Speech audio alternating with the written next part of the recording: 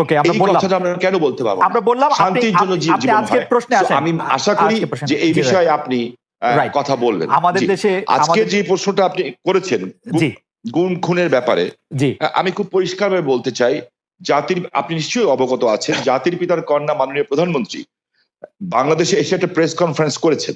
এই প্রেস কনফারেন্সে উনি গুম প্রসঙ্গে জাতির পিতা, আমি পেপারের কাটিং থেকে বলছি, মানে রেকর্ড করে বলছি, গুম প্রসঙ্গে জাতির পিতা কন্যা শেখ হাসিনা বলেন, কয়েকটি আন্তর্জাতিক সংস্থা গুম খুন নিয়ে কথা বলে, গুমের হিসেবে দেখা যায় গেল সবচেয়ে বেশি গুম জিয়াউর রহমানের আমলে, তারপর থেকেই তো চলছে। আমরা যখন তালিকা চাইলাম ৭৬ জনের নাম দেওয়া হলো, এর মধ্যে এমনও আছে আরেকজনকে শায়েস্তা করতে মাকে লুকিয়ে রেখেছে, কেউ বোনকে লুকিয়ে রেখেছে, আবার দেখা গেছে একজন ঢাকা থেকে চলে গেলে। প্রধানমন্ত্রী শেখ হাসিনার বক্তব্য কি আপনার বক্তব্য? প্রধানমন্ত্রী শেখ হাসিনার বক্তব্য কালকে আমরা শুনেছি, আমরা শেষ করতে দিলে। জি জি জি, আপনি শুনেছেন, আপনার সমস্ত দর্শক তো শুনে নেই, তাই না? তো ভারতে পলাতক আছেন, এটা কেমন করে হয়? এমনও হয়েছে যে তালিকায় নাম আছে কিন্তু লুকিয়ে আছে যুক্তরাষ্ট্রে, সেই বিষয়গুলো আমরা তাদের সামনে তুলে ধরেছি। সো মাননীয় প্রধানমন্ত্রী রাষ্ট্রনায়ক উনি আমার নেত্রী, ওনার যে বক্তব্য, সেই বক্তব্যের সাথে দ্বিমত করার কথা তো নাই। যেমন বিএনপির নেতা সালাউদ্দিন সাহেব, ওনাকে গুম করা হয়েছে, খুন করা হয়েছে বলা হলো, ঠিক আছে? তো বিএনপি নেতা সালাউদ্দিন সাহেবকে তো পাওয়া গেল ভারতে। আপনি লক্ষ্য করে দেখেন, যেমন আমার বন্ধু সহযোদ্ধা ইলিয়াস আলীকে নিয়ে এখনো কথা হচ্ছে। আমার কাছে রেকর্ড আছে যে মির্জা আব্বাস সাহেব বলেছিলেন তখন যে ইলিয়াস আলীর সাথে বিএনপির তৎকালীন অর্থমন্ত্রী, মরহুম অর্থমন্ত্রী, আল্লাহকে বেহেশত নসিব করুক, সাইফুর রহমান সাহেবের অন্তর্দ্বন্দ্ব আছে, এটা একটি অন্তর্দ্বন্দ্বের শিকার।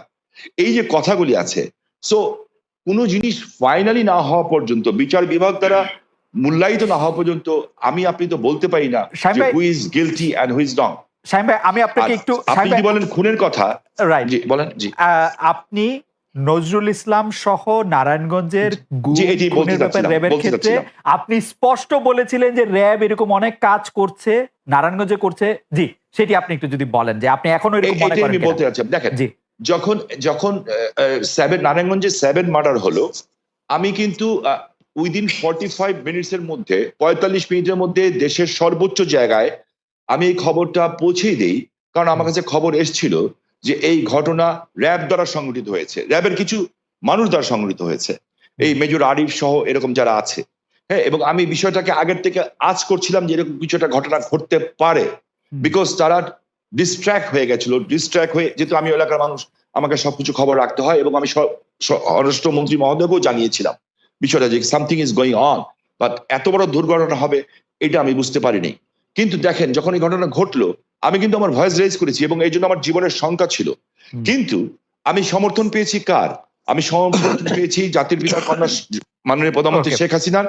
এবং তখন যখন র্যাবের যারা ঊর্ধ্বতন কর্মকর্তা ছিলেন, তারা আমাকে তখন ভুল বুঝেছিলেন, কিন্তু 48 ঘন্টা পার হতে হতে ওরা যখন তদন্ত করে দেখলেন যে আমার কথা সত্য, তার পরিণতিতে কিন্তু সাবজেক্ট এইটা যে খুন হয়েছে এটা সত্য, এটার চেয়েও বড় সত্য হচ্ছে এত বড় বড় উচ্চ পদস্থধারীরা এখনো কিন্তু জেলখানায় আছেন, এবং অনেকের যাবজ্জীবন হয়েছে, অনেকের ফাঁসি হয়েছে। শামীম ভাই, আপনাকে শুধু অপরাধ হবে, কিন্তু বিচার হবে কিনা সেটি দেখার বিষয়। শামীম ভাই, আপনাকে প্রশ্নটি করে রাখি, আমি ফারুক ভাইকে শুনে এসে আপনাকে শুনবো। প্রশ্নটি হচ্ছে যে আপনি নারায়ণগঞ্জের 7 মার্ডারের ক্ষেত্রে যেরকম ভয়েস রেজ করেছিলেন, আইন শৃঙ্খলা রক্ষাকারী বাহিনীর সর্বোচ্চ কর্মকর্তা যারা ওইখানে নারায়ণগঞ্জে ছিলেন তাদের সবার বিরুদ্ধে এরকম কোনো সিচুয়েশন আর এই গত 4-5 বছরে হয়েছে কিনা যে আপনি ভয়েস রেজ করতে পারতেন?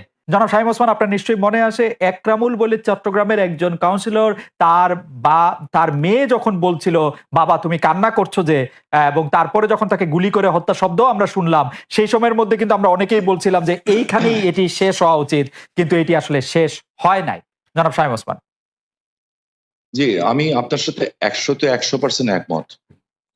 আমি কোনো অবস্থাতে একজন মানুষ হিসাবে, পৃথিবীর 800 কোটি মানুষও যদি চায় একজন মৃত মানুষকে জাগিয়ে তুলবে, তা তো জাগিয়ে তুলতে পারবে না, তাই না?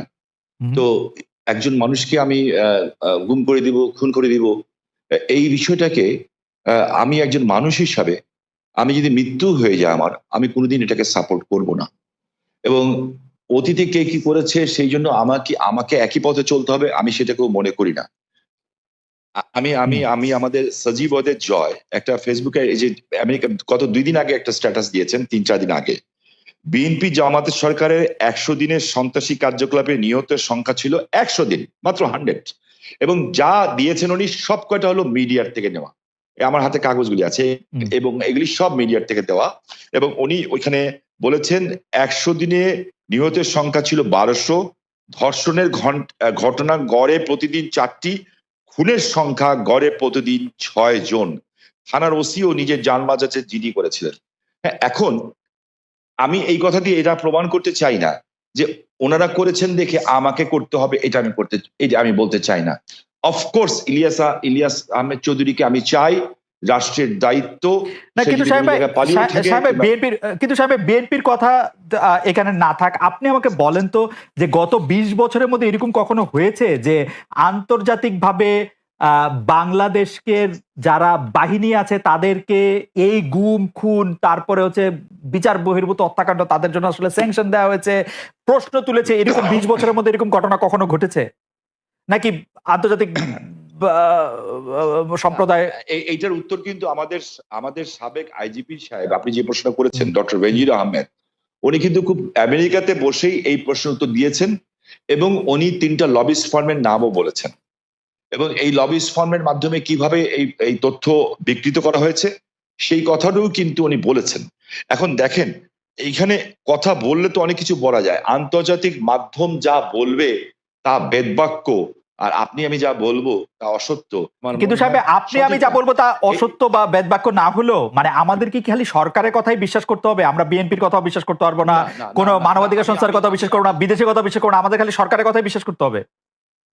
আমরা যেটা চোখে দেখবো এবং যেটা বুঝবো সত্য, আমরা সেটাকেই বিশ্বাস করব এবং সেটাকে বিশ্বাস করা উচিত।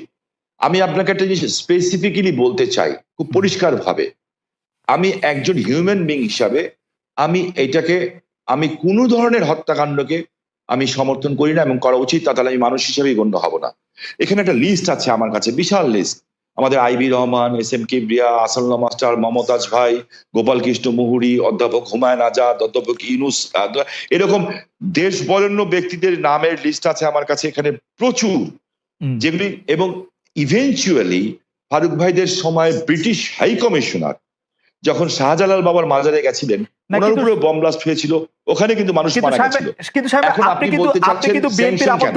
আপনি কিন্তু বিএনপির আমল থেকে আসতেই পারতেছেন না, আপনি বিএনপির আমলেই থাকতেছেন, আপনি এই আমলে আসেন যে আমলের মধ্যে জাতিসংঘ হচ্ছে বাংলাদেশের 4 জন বাহিনী প্রধানকে আসলে স্যাংশন দিয়েছে, জাতিসংঘ প্রত্যেকবার বলছে এটার কথা, আন্তর্জাতিক মানবাধিকার সংস্থাগুলি বলছে, বাংলাদেশের আওয়ামী লীগ ছাড়া সবাই বলছে। ওকে, এখন যখন ব্যাপারটা এরকম দাঁড়ায় যে অনেক ক্ষেত্রে আপনি শুনেন যে সরকারের পক্ষ থেকে বিএনপির অনেক সমালোচনা করা হয় এবং কেউ কেউ এরকম বলতে চেষ্টা করেন যে বিএনপি কোনো কোনো ক্ষেত্রে আওয়ামী লীগের সাথে মিলেও আসলে এই সরকারকে একটু চাপে রাখতে চায়, সেই ব্যাপারটাকে তাহলে আপনি আসলে কিভাবে দেখেন? কারণ আপনি দেখুন, আমি খুব খুশি হতাম আপনি যদি মোর পলিটিক্যাল সাইড গুলোতে যেতেন। জি, আপনি এমন কতগুলো ব্যাপার নিয়ে আসছেন যে বিষয়গুলো কিন্তু আপনার আমি মনে করি যে এই মুহূর্তে এই দেশের জন্য এই বিষয়গুলো খুব একটা ইম্পর্টেন্ট না, বরঞ্চ ক্ষতিকর। ওকে, আমি খুব কিছু ক্যাটেগরিক্যালি বলতে চাই আপনাকে যে এখন আমাদের সামনে যে বিষয়টা সবচেয়ে বড় প্রয়োজন সেটা হচ্ছে যে একদম পিসফুল ট্রানজিশন টু ডেমোক্রেসি। এটা হচ্ছে সবচেয়ে বড় প্রয়োজন। তার জন্য যে সংস্কারগুলো করা দরকার সেই সংস্কার করার জন্য সময়টুকু নেওয়া, আমরা ওই দিকে যেতে পারলে আমরা মনে করি যে জাতির যে চ্যালেঞ্জ মোকাবেলা করছে সেটাকে বহুলাংশে সম্ভবভাবে নেওয়া, একই সঙ্গে আমরা সামনের দিকে এগিয়ে যেতে পারবো। তাহলে কি আপনি সংস্কার নিয়ে একটু কথা বলবেন? কিন্তু আমি আসলে সংস্কার নিয়ে যখন কথা বলতে চাই তখন তো আসলে একটা টাইমলাইন আমার জানতে হবে যে আসলে আপনার সংস্কার আপনার জানতে হবে, কিন্তু আমি তো দিতে নাও পারি। জি জি জি জি, সেটি আপনার জানাটা তো আমার কাছে খুব বেশি ইম্পর্টেন্ট না।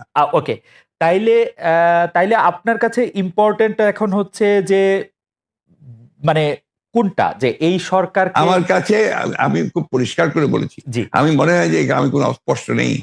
আমি বলেছি যে এই সরকার যে সংস্কারের কাজে হাত দিয়েছে সেই সংস্কারগুলো যারা দ্রুত শেষ করবে এবং সেটা স্পষ্ট করে বলাও আছে আমাদের যে একটা সুষ্ঠু অবাধ নির্বাচনের জন্য যেটুকু প্রয়োজন সেটুকু করেই তারা যাবে, এটা আমাদের বক্তব্য। কিন্তু তাদের মূল যে 6টা কমিশন তারা করেছে, সেই 6টা যত দ্রুত করতে পারে আমরা মনে করি সেটা দ্রুতই করে নিয়ে যাওয়া সম্ভব। এটা কোনো ব্যারিয়ার না, দিস ইজ নো ব্যারিয়ার। ওকে, আপনি কি মনে করেন যে নির্বাচন সুষ্ঠু করার জন্য সংবিধানে উপপ্রধানপতি, উপরাষ্ট্রপতি, 2বারের বেশি প্রধানমন্ত্রী না হওয়া, সংসদ উচ্চকক্ষ, এগুলি খুব গুরুত্বপূর্ণ? মানে এগুলি না না, আপনি জিনিসটার ব্যাখ্যাটা বোধহয় এমন মনে হয় যে আপনি আপনার মতো করে দিচ্ছেন। ব্যাখ্যা দিচ্ছি। আমরা যেটা সবাই আমরা যেটা লক্ষ্য করেছি সেটা আমরা দেখেছি যে আপনার বাংলাদেশের যে রাষ্ট্র কাঠামো, যেটা বারবার পরিবর্তন হয়েছে ৭২ সাল থেকে আপনার কিছুদিন আগে পর্যন্ত শেখ হাসিনা সেটাকে আপনার তছনছ করে দিয়েছে। এটাকে একটা স্ট্রাকচার আনা দরকার। আগেরটাই যে থাকবে তার তো মানে নেই। আমরা মনে করেছি এই কাজগুলো হলে এটা আরো সুন্দর হয়, যে কারণে আমরা আমাদের মতো করে আমরা 31 দফা দিয়েছিলাম। সেই 31 দফার প্রেক্ষিতে আমরা এই বিষয়গুলোতে আমরা এসেছি। আমরা রাষ্ট্রপতি, প্রধানমন্ত্রীর যে আপনার ক্ষমতার ভারসাম্য সেটাকে রক্ষা করতে চেয়েছি, এবং একই সঙ্গে আমরা মনে করেছি যে উপরাষ্ট্রপতি হলে সেখানে আরেকটা ব্যালেন্স তৈরি হয়। আমরা মনে করেছি যে আপনার উপপ্রধানমন্ত্রী হলে সে আরেকটা ব্যালেন্স তৈরি হয়, একটা মন্ত্রীদের মধ্যে, প্রধানমন্ত্রীদের মধ্যে ক্ষমতার ভারসাম্য সৃষ্টি হয়। Democracy and parliament form of democracy, এটা তো আপনার কারো কাছে সুনির্দিষ্ট একক ব্যক্তির হাতে ক্ষমতা থাকে না, right? Parliamentary form of democracy বেশি করে সেই জিনিসটাই আমরা করার চেষ্টা করেছি। আপনি আসলে এটি আমাদের স্বীকার করতেই হবে যে আপনি বরাবরই এই ব্যাপারে কনসিস্টেন্ট। আপনি এই ব্যাপারটি এমন কি অগস্টে শেখ হাসিনা পালিয়ে যাওয়ার পর সেই অগাস্ট থেকে আপনি বলে আসছেন যে আওয়ামী লীগকে বাদ রেখে নিষিদ্ধ করে নির্বাচন, গণতন্ত্র ঠিকঠাক চর্চা হবে না। আমি প্যারাফ্রেজ করছি, correct me if I am রং।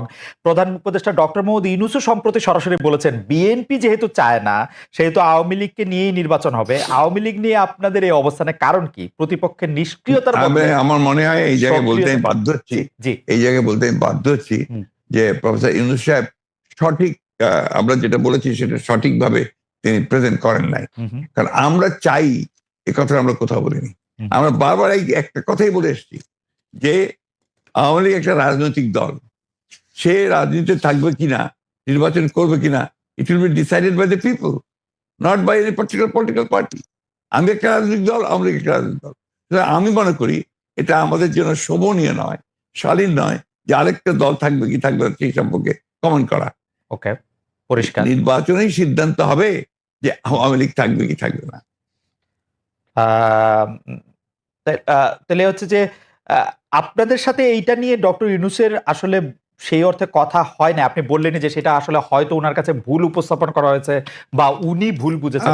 আমি জানি না উনি কিভাবে বলেছেন, এটা ওনার বক্তব্য, কিন্তু আমরা এই ধরনের কোনো বক্তব্য দেইনি। দর্শকদের মধ্যে অনেকেই একটি প্রশ্ন করছেন, একটু যেটি হচ্ছে যে আপনি গত 15 বছরের, বা যদি আমি বলি যে শেষ 7-8 বছরে আপনি অনেক বেশি যার সাথে মাঠের রাজনীতিতে আপনার কথার লড়াই হয়েছে, সে ওবায়দুল কাদের সাহেব একবার বলেছিলেন যে আপনার বাসায় গিয়ে উঠবেন এবং উনি এখন কোথায় আছেন সেটি জানেন না। আপনি জানেন কিনা এটি কেউ জানতে চাইছেন। আপনার কাছে আশ্রয় চেয়েছিলেন কিনা তিনি, আর কি প্রশ্নটা অনেকটা। আমি এই ধরনের প্রশ্নের উত্তর দেই না। ওকে, এটাকে আমি মনে করি যে রাজনীতিটা এটা খুব ইম্পর্টেন্ট না। ওকে, ঠিক আছে, আমি নেক্সট প্রশ্নে যাই। প্রশ্নে যাওয়ার আগে আসলে আপনার একটি কোট নিয়ে আমরা দর্শকদের কাছে জানতে চাইছিলাম যে সংবিধান সংস্কার হতে হলে নির্বাচিত সংসদ দরকার বলেছিলেন জনাব মির্জা ফখরুল ইসলাম আলমগীর। এই অবস্থান সঠিক বলে মনে করেন কিনা? এই অবস্থান সঠিক বলে মনে করছেন শতকরা 35% দর্শক, শতকরা 65% দর্শক মনে করছেন যে এই অবস্থান সঠিক নয়। 75,000 দর্শকের মধ্যে ভোট দিয়েছেন। আপনি এটা নিয়ে মন্তব্য করলেও করতে পারেন। অনেকেই মনে করছেন যে আগে সংস্কার হওয়া উচিত, পরে নির্বাচন হওয়া উচিত। এই ব্যাপারটিতে কি আপনার কাছে মনে হয় যে এটিতে আসলে কোন একটা রেফারেন্ডাম দেওয়া উচিত, বা এটি আসলে? দেখুন, রেফারেন্ডাম দিলেও তো আপনার কনস্টিটিউশন অ্যাসেম্বলি লাগবে। রেফারেন্ডাম দিবে কে? আপনার মূল জায়গাগুলোতে আপনার ওইভাবে আলোচনা করতে আসলে না, আপনার যে আসলে এই সিদ্ধান্তগুলো নিতে হবে তো একটা ইলেক্টেড বডি, রাইট? সেই ইলেক্টেড বডি কনস্টিটিউশন অ্যাসেম্বলি হতে পারে,